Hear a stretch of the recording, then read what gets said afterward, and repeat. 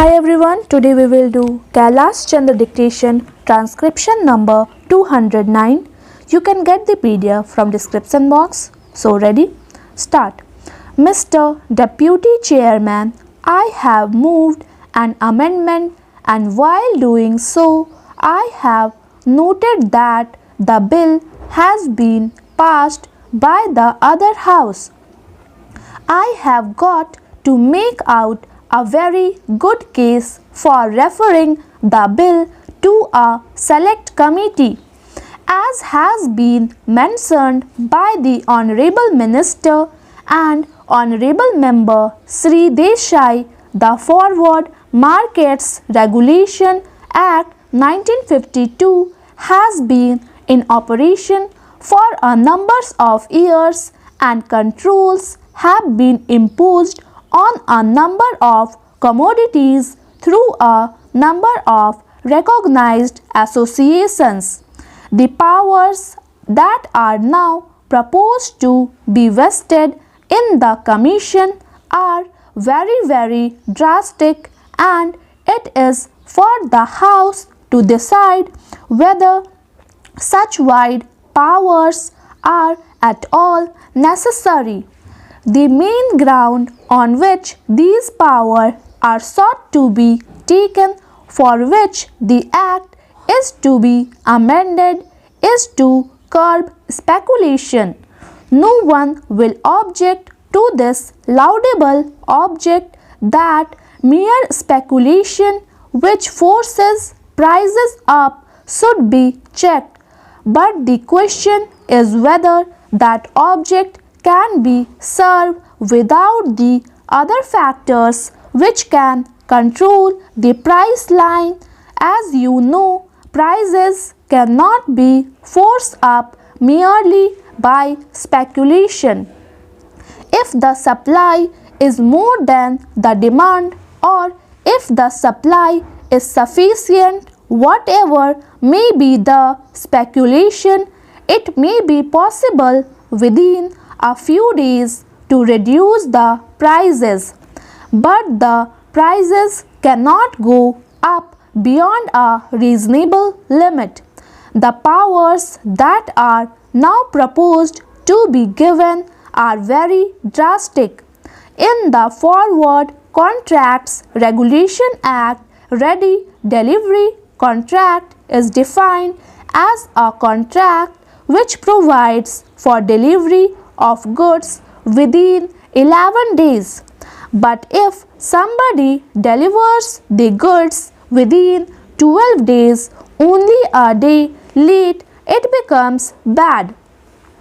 Even by the mutual consent of the parties, also the 11 days cannot be extended even by a single hour, and the contract would become illegal. It cannot be performed. Similarly, a non-transferable specific delivery contract is a contract where it cannot be transferred, but a transferable specific delivery contract is a contract and it can be transferred from one person to person. In the case of transferable specific delivery contract, also the Commission wants to take power to limit the number of transfers. That is to say, a transferable contract also cannot be transferred if the Commission so directs. Similarly, a number of other powers have been taken by the Commission.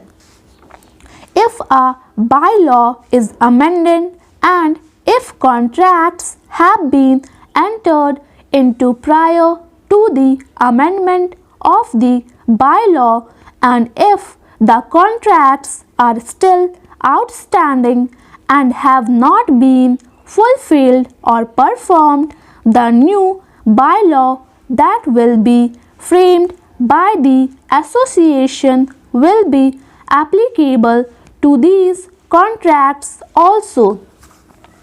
You cannot imagine a more drastic step where parties have already entered into criteria contracts. Certain new additional conditions are imposed after they have entered into them and before there is time for those contracts to be completed or performed. Similarly, the Commission has also been given the power that they can close if somebody has violated some of the provision the contracts that the party has entered into. The commodities over which they exercise control are mostly commodities that are intended for export. For instance, jute and jute goods are manufactured mainly for export. The mills manufacture the goods and they sell them to the dealers, and the dealers generally sell them to the shippers and other. If a dealer has done something which is hit by any of the bylaws, the contract that has been entered into with the mills or some other dealers will be closed.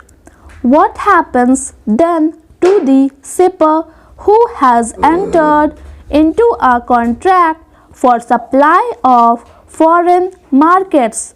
He cannot get the goods and therefore he has to get them from somewhere else at a very high price, and the result will be that our export trade will be affected very much.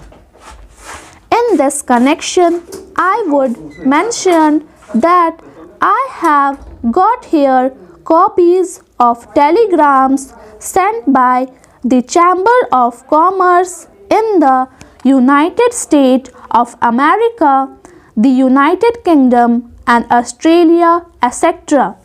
The countries which generally purchase these goods, they are very much apprehensive that the whole trade will be affected.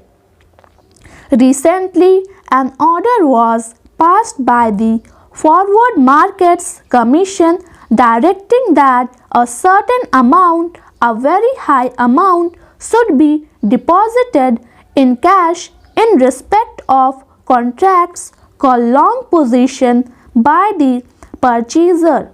The amount is so heavy that very few persons can deposit it unless they are very big people.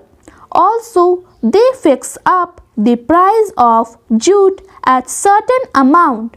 The result is that the price of jute in Bangladesh, where it is produced much more than in India, is about rupees 10 more than the price of India. And as a result, the extraordinary phenomenon has happened this year that about 50,000 bales have been smuggled into Bangladesh from India. Thank you. Please subscribe my channel Steno Star.